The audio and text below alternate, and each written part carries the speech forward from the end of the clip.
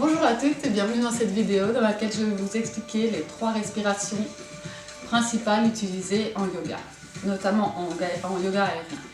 Alors premièrement, je vais expliquer la respiration Ujjayi, ensuite Kapalabhati et la troisième sera Nadi Shodhana.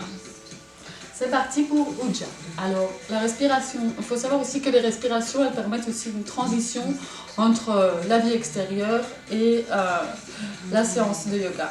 Donc ça va permettre de laisser les soucis ou toutes nos pensées de côté pour se concentrer sur notre pratique et être bien dans son corps. Donc avec Ujjayi, c'est une respiration en 4 temps, légèrement bruyante qui se fait de la gorge et en une respiration par le nez. Donc on va d'abord respirer à plein poumon en 4 temps et puis expirer en 4 temps.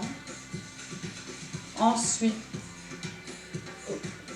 donc on va continuer comme ça. Donc alors pour pratiquer, on va faire comme si on avait un effet de surprise. Pour ouvrir la gorge et inspirer par la gorge. Ensuite pour expirer, on imagine qu'on souffle de la buée sur une glace. Mais tout ça avec la bouche fermée.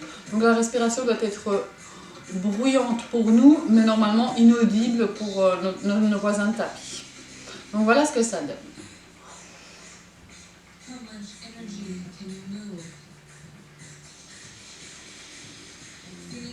J'imagine que sur la vidéo vous n'entendez pas le son, mais moi je l'entends. Alors pour compter aussi, on peut accompagner afin que nos élèves puissent se repérer pour les temps. Donc on compte avec les doigts 1, 2, 3, 4 et puis on décompte 1, 2, 3, 4. Donc je vais procéder de cette manière. On va faire 3 respirations de cette manière.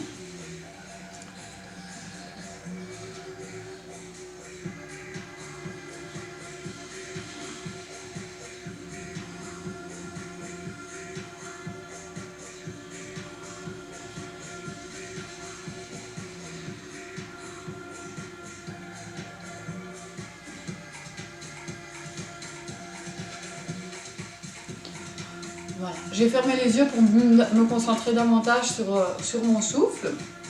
Je voulais aussi expliquer que c'est une respiration diaphragmatique. C'est-à-dire qu'on gonfle par le ventre, le thorax doit être bien droit et on sent une pression au diaphragme qui est légèrement relevé à l'inspiration et qui se détend complètement à l'expiration. Alors la deuxième respiration, c'est Kapalabhati. C'est une respiration qu'on va utiliser pour ouvrir une séance dynamique.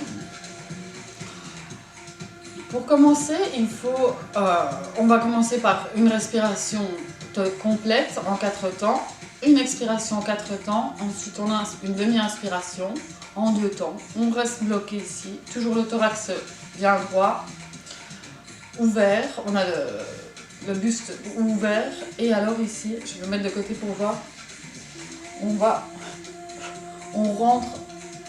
se concentrer sur l'expiration. Donc l'inspiration est passive, elle se fait automatiquement et l'expiration est très active. Donc on va expirer brutalement, dynamiquement 20 fois. Et toujours par le nez avec la bouche fermée. Je vais me mettre de côté pour pratiquer cette respiration-là. Donc, on inspire totalement.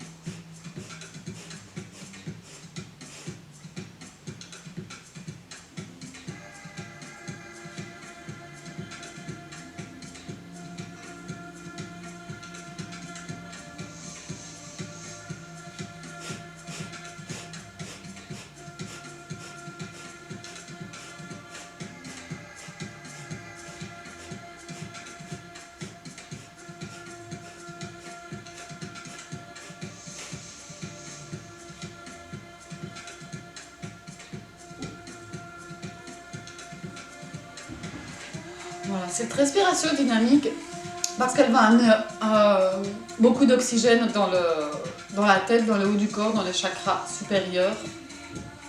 Donc on peut avoir la tête un peu étourdie, dans ce cas, il suffit juste de reprendre une respiration normale et tous les effets s'en vont. Enfin, je veux dire les effets d'étourdissement. Alors, ce style de respiration ressemble à la respiration du feu qu'on utilise principalement en yoga Kundalini et qui peut se pratiquer presque pendant 3 minutes, voire plus. Et donc cette respiration qui consiste uniquement avec une respiration dynamique aussi, mais uniquement avec où on ne se concentre que sur l'expiration. Ici dans Kapalabhati, l'inspiration et l'expiration ont la même durée. Donc,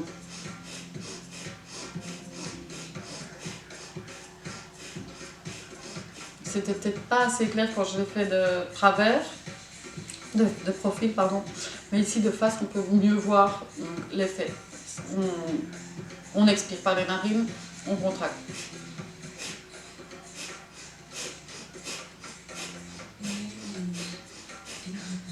On a presque les clavicules aussi qui se surélèvent, mais donc c'est pas un mouvement qui vient des clavicules, mais vraiment de la contraction de l'abdomen. Alors, je vais maintenant vous expliquer la troisième respiration, donc Nadi Sodhana. Il s'agit d'une respiration qui va équilibrer les canaux énergétiques du corps. Donc on a Ida et Pingala, donc qui sont imaginairement le nom de la colonne vertébrale. Donc ce sont des canaux d'énergie, donc on ne les représente pas sur des fiches anatomiques au sens propre. Et donc notre respiration tout au long de la journée varie toutes les 90 minutes. On a tendance à respirer plutôt d'une narine et puis de l'autre. Cette respiration, donc si on la pratique le matin durant notre pranayama quotidien ou à la fin ou au début d'une séance, va équilibrer donc la diffusion d'énergie dans le corps. Et donc comment la pratiquer? On va placer ici. Enfin, on va obstruer une narine. On commence toujours par la gauche. Donc, on obstrue la narine droite et on va inspirer totalement par la narine gauche. Ensuite, on va déplacer son doigt, expirer totalement par la narine droite. On inspire de nouveau par la narine gauche. Et on expire par la narine gauche. Attendez, on va recommencer. Donc, on inspire totalement par la narine gauche. On expire totalement par la narine droite. On réinspire par la narine droite.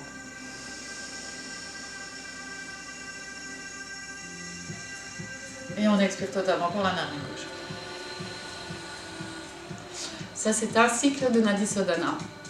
Et donc, on nous conseille d'en faire 10 pour ressentir les effets bénéfiques. Ça a un effet également apaisant sur tout le corps. Alors la manière de mettre ses doigts, donc on peut ou placer son pouce à l'intersection de l'annulaire et changer de cette manière, ou alors simplement avec le pouce aussi et changer de cette manière. La position, je ne l'ai pas dit, mais pour les 3 types de respiration est en lotus avec le buste droit et on respire par les narines. Donc c'est facile. On va faire 3 cycles. Je vais faire 3 cycles avec vous. C'est parti.